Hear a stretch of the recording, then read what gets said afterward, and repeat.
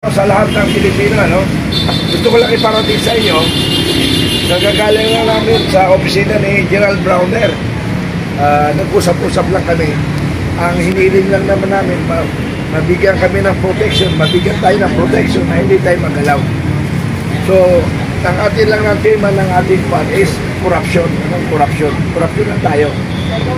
Focus tayo sa corruption para matuldukan ang corruption. Ano? Now,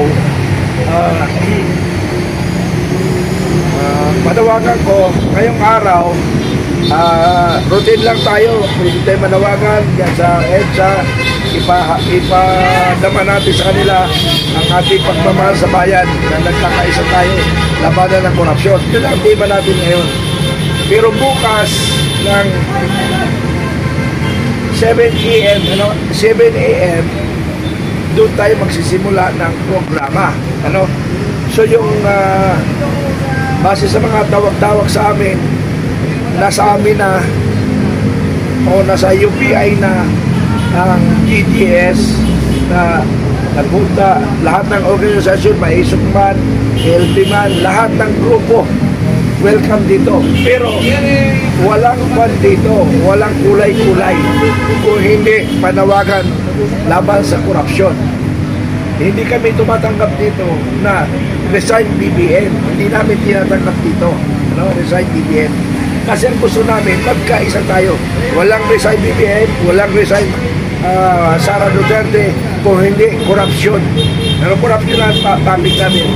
Now, kung makuha na natin para nakasundo tayo sa korupsyon, tinatawagan natin ang mahal na Pangulo at ang Vice President na kung po pwede, mag-usap-usap tayo dito sa harapan ng mabayang Pilipino. Ano ba ang problema? Ano bang solusyon natin? So lahat ng partido dito sa United People's Initiative ay iniimbitahan namin na pumasal kayo dito. Eh bakit kasi naghihiwalay-walay pa tayo? Mayroon sa EDSA Shrine, mayroon sa EDSA Revolution Monument, mayroon sa Luneta, mayroon sa Liras ng Bonifacio, mayroon ng Jola. Ano bang mensahe natin? Isa lang naman ang focus natin korupsyon. Bakit hindi tayo nagkaisa? So yan ang problema natin talaga. Dahil sa hindi pagkakaisa natin, hindi nasusolve ang problema. Kaya nakukonsinti natin ang mga magnanakaw sa lipunan, lalong-lalo na sa gobyerno. Okay, meron lang akong natawagan sa akin.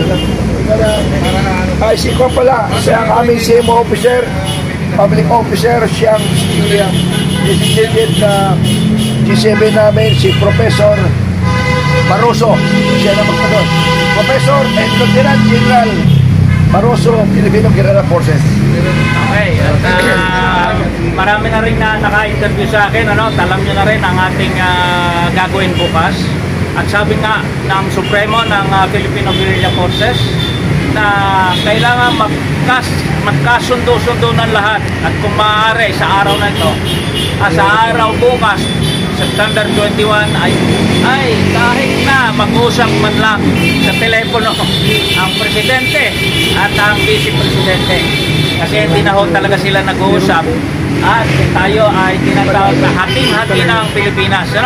Kaya nga ang panawagan ng United People's Initiative sa lahat, na wini-welcome namin sila kahit anong kulay nila.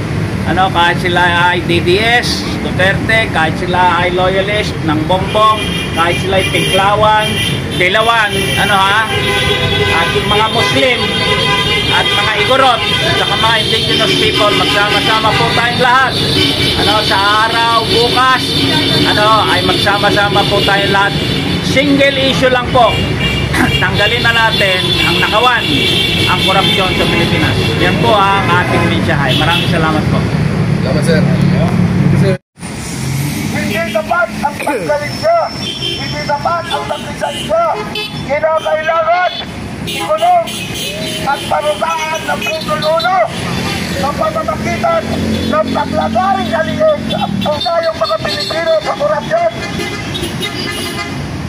Laban tayo sa trilyon ninakaw nila sa flood control.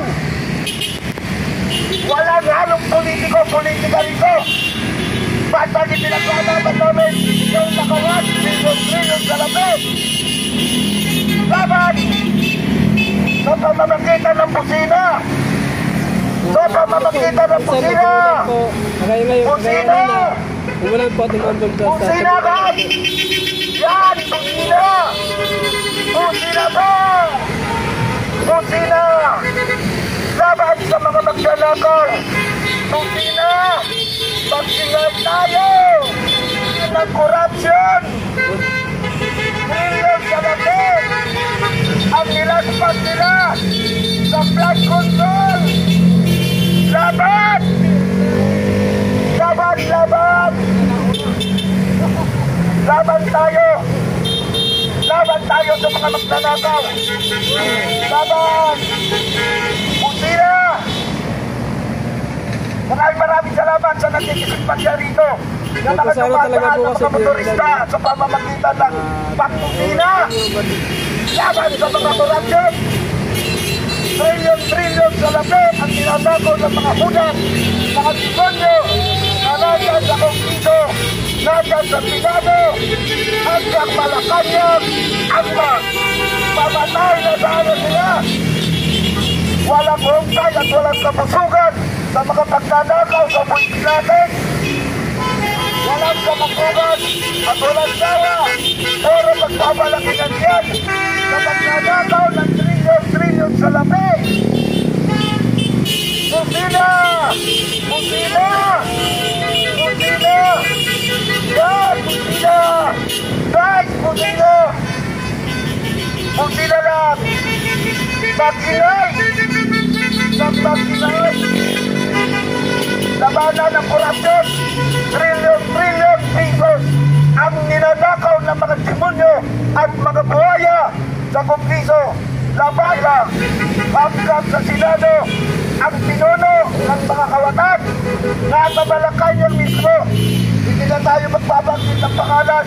Alam nyo na yan kung sino ang pinuno ng mga buhaya, mga kawatan ng mga bayan ay nasa Malacanang lang. Labanan ng korupsyon. Mag-ingay tayo! Pusina! Pusina! Yan! Pusina! Yan! Para makalukakutak ng mga magnanakaw sa gobyerno, magnanakaw sa Kongreso, magnanakaw sa Senado, hanggang sa Malacanang, kalugin natin ang mga utak na pamamagitan ng pagpusina! Pusina! Pusina! Pusina! Yan! Walang tigil ang pagtingin natin! Walang tigil! Pusina! Pusina! Pagagat! Pusina!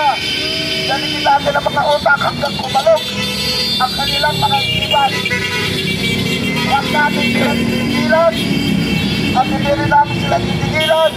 Araw-arawin namin sila dito. Dahil sa ang kakapal na mga pagmumuka, lalong-lalo natin patay sa palotro-trobago bukod na kakapalan na mukhang pus. Ang kapal na mukha nakabili ng 2 nakabili ng 2 busina mga kabayan, busina. Ang inang bilyon sa labit ang ipinapili ipinabayad doon sa kampinso ng mga puta. Kundi mo yung mga pamangkin ng mga kandidato na kongresista, lalong-lalo na itong pamangkin ni Saldico sa isang kainan lang 759 million pesos. Ang kakapal ng mga pagbubuka. Dito na lang lahat no, para sama-sama. Walang kumpay na pagkadakaw. Ipinagyayabang pa nila ang kanilang mga ninanakaw sa buwis ng bayan. Ipinagyayabang pa nila sa publiko ang kawalang hiyaan nila. Mga pum! Bagingay! Bagingay! Bagingay!